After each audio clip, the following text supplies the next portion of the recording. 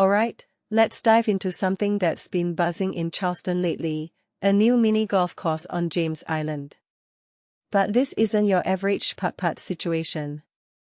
Personally, I think this story is way more fascinating than it sounds on the surface. It's not just about mini golf, it's about urban development, community identity, and how cities balance progress with preservation. So, let's break it down. First off, the Charleston Design Review Board just gave the green light to a project called Community Corner, which includes a mini golf course, a multipurpose building, and a parking garage. Sounds straightforward, right? But here's where it gets interesting. The mini golf course is designed to evoke the feeling of a Lowcountry golf course. What makes this really interesting is the effort to blend modern entertainment with the region's natural and cultural identity. We're talking rolling hills, oak trees, and even a tiki hut. It's like they're trying to create a mini golf course that doesn't feel out of place in the Lowcountry.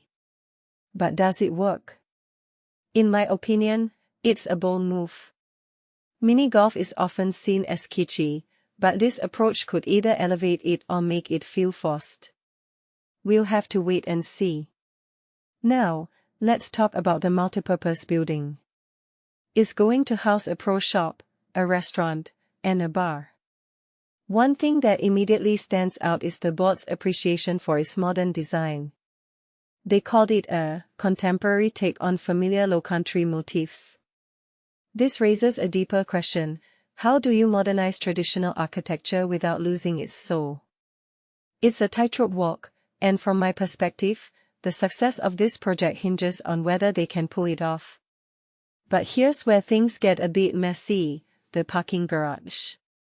The board wants the developers to restudy its design because, as one member put it, it lacks the sensitive architectural approach of the main building.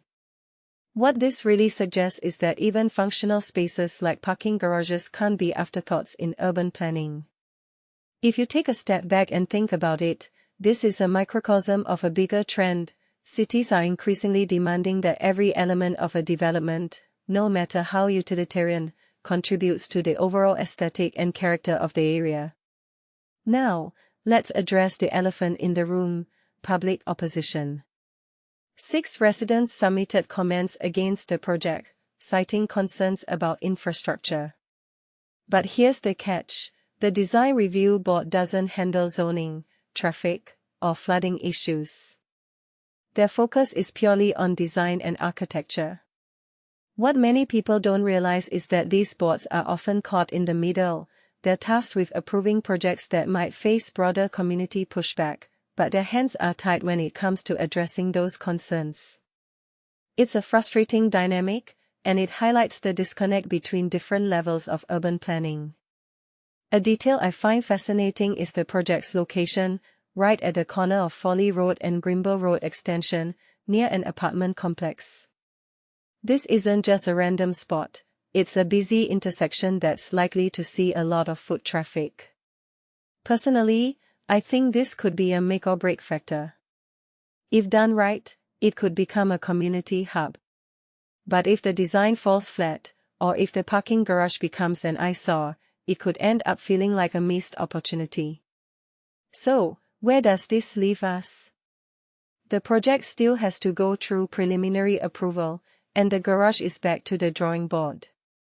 But what this really suggests is that urban development is never just about the buildings, it's about how those buildings fit into the fabric of a community.